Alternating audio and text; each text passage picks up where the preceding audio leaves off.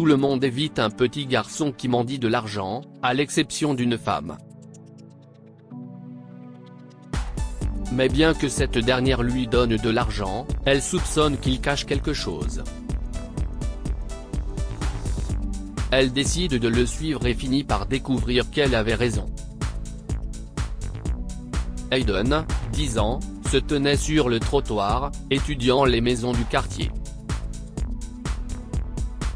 La semaine dernière, il avait passé son temps à observer les maisons très discrètement, et à apprendre les noms de leurs habitants, afin que personne ne soupçonne qu'il ne venait pas du quartier. Lorsqu'il était sûr de se souvenir de leur nom, il s'est rendu à la première porte et a frappé. Une femme d'un certain âge, Madame Murphy, lui a alors répondu. « Bonjour, Madame Murphy », a dit Hayden. « Je m'appelle Hayden. J'habite à 2 maisons d'ici. Ma mère est malade et je veux lui acheter de la nourriture. Nous sommes très pauvres. Est-ce que je peux avoir un peu d'argent, s'il vous plaît ?» La femme le dévisageait de la tête aux pieds et se renfrognait. « Et tu me prends pour une idiote ? Je sais très bien ce que les jeunes comme toi font de l'argent de nos jours. Va voir ailleurs.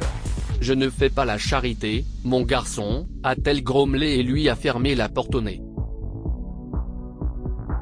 Hayden ne s'attendait pas à cela. Avec son enquête d'1 semaine, il pensait bien connaître les résidents et pouvoir les convaincre de lui donner de l'argent, mais il semblait que cela n'allait pas être facile.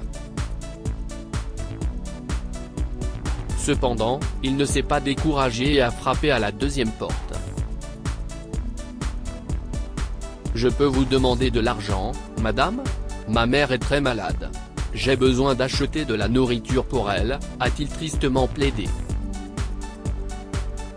La femme qui a répondu à la porte lui a jeté un regard inquiet. « Oh, si est-ce vrai ? Dois-je appeler une ambulance ? As-tu besoin d'une autre aide ou veux-tu que je vienne avec toi ? » Eh bien, Hayden a hésité. « Ce n'est pas grave. Je me suis juste souvenu que je devais aller quelque part », s'est-il écrié en s'enfuyant. Hayden pouvait entendre la femme crier derrière lui, mais il a rapidement disparu sans avoir collecté d'argent. Toute la journée, Hayden a fait du porte-à-porte pour demander de l'argent, mais malheureusement, personne ne l'a aidé. Certains lui ont claqué la porte au nez, tandis que d'autres ont suggéré d'appeler une ambulance ou ont menacé de contacter le CPS pour s'assurer qu'on s'occupait de lui. Hayden s'enfuyait dans ces moments-là parce qu'il avait vraiment besoin d'argent. Mais il n'avait pas dit toute la vérité. Quelques jours plus tard, Hayden est retourné dans le quartier et a vu qu'un nouveau couple avait emménagé dans ce qui était une maison vide. Il a décidé de tenter sa chance et a frappé à la porte. Une jeune femme lui a répondu « Oui, comment puis-je t'aider ?» lui a-t-elle demandé avec un sourire radieux. « Bonjour, je m'appelle Hayden. Ma mère est malade et j'ai besoin d'argent pour la nourrir. Pouvez-vous me donner de l'argent ?» La femme s'est agenouillée face à lui et lui a souri. « Je m'appelle Lorraine. Attends ici. Je vais te donner de l'argent et de la nourriture, d'accord ?» Hayden a acquiescé et a souri tandis que Lorraine est entrée à l'intérieur. Elle est revenue avec 2 énormes sacs de provisions et un billet de $100. « J'espère que cela aidera ta mère », a-t-elle dit, et Hayden était très heureux. « Vous êtes si gentille », s'est-il exclamé joyeusement en mettant les 2 sacs sur son épaule et en partant. Lorraine lui a fait un signe de revoir, mais quelque chose lui disait qu'Hayden cachait quelque chose. Elle s'inquiétait également du bien-être du garçon, alors elle a pris ses clés de voiture et a décidé de le suivre pour en savoir plus sur son histoire. Alors que Lorraine suivait discrètement Hayden dans sa voiture, elle a remarqué que le jeune garçon s'était arrêté dans un magasin voisin pour faire quelques courses avec l'argent qu'elle lui avait donné, puis qu'il s'était dirigé vers la périphérie de la ville par le raccourci. Elle se sentait malheureuse qu'il ait fait tout ce chemin dans la chaleur de l'après-midi, mais elle avait besoin de savoir ce qui se passait, et elle a continué à le suivre subrepticement. Bientôt, elle s'est rendue compte qu'il se dirigeait vers une zone où il n'y avait pas de maison, puis Hayden a disparu sous un pont. Lorraine s'est arrêtée et s'est dirigée vers le pont, persuadée d'avoir manqué Hayden, mais elle l'a aperçu et s'est figée. Hayden vivait avec une petite fille dans une tente sous le pont. « Hayden ?» a demandé Lorraine en s'approchant d'eux. « Qu'est-ce ce que tu fais ici? Où est ta mère? Pourquoi as-tu menti, chérie ?» Hayden a eu peur et il a serré la petite fille dans ses bras. « Ne vous approchez pas de nous. Vous ne nous emmènerez nulle part. Ma sœur n'ira avec personne. Je ne vous emmène nulle part », a expliqué Lorraine avec douceur. « Je veux juste m'assurer que vous êtes en sécurité. » « Est-ce que vous vivez seul ici? Pourquoi? » « Parce que notre père nous a quittés », s'est écrié Hayden. « Il ne viendra pas nous chercher. » Il s'est avéré que lorsque la mère d'Hayden est décédée il y a 2 semaines, son père, dont il était séparé, avait promis de les emmener chez lui, mais il n'est jamais venu. Hayden avait peur que la police et les services sociaux interviennent et le séparent de sa sœur de 5 ans, Bess, alors les enfants ont fui leur maison et ont vécu sous le pont. Papa avait promis de nous ramener à la maison à la mort de maman, mais il ne l'a pas fait. Je ne voulais pas laisser Bess seule. J'ai assez de nourriture pour nous. Nous n'aurons plus faim maintenant.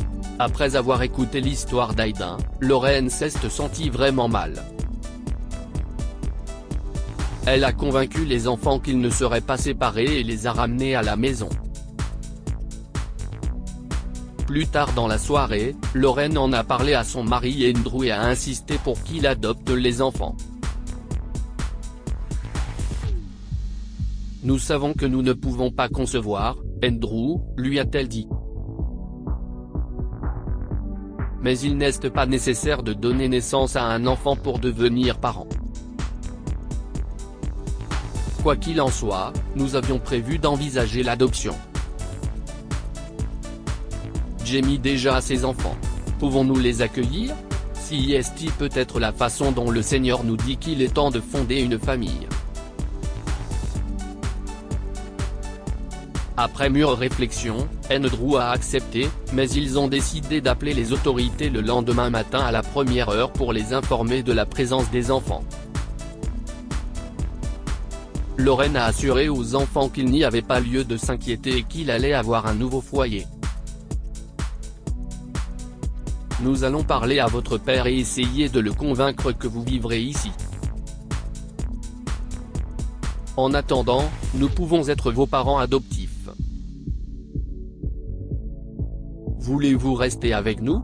N'oubliez pas qu'il n'y a pas de pression sur vous, d'accord ?» Les beaux yeux bleus de Lorraine et son sourire chaleureux ont conquis le cœur de Bess, qui a souri à son tour. « Vous êtes comme maman. Maman nous aimait aussi. Je vous aime », a-t-elle dit en serrant Bess dans ses bras. « Oh, je vous aime aussi tous les deux », s'est écriée Lorraine.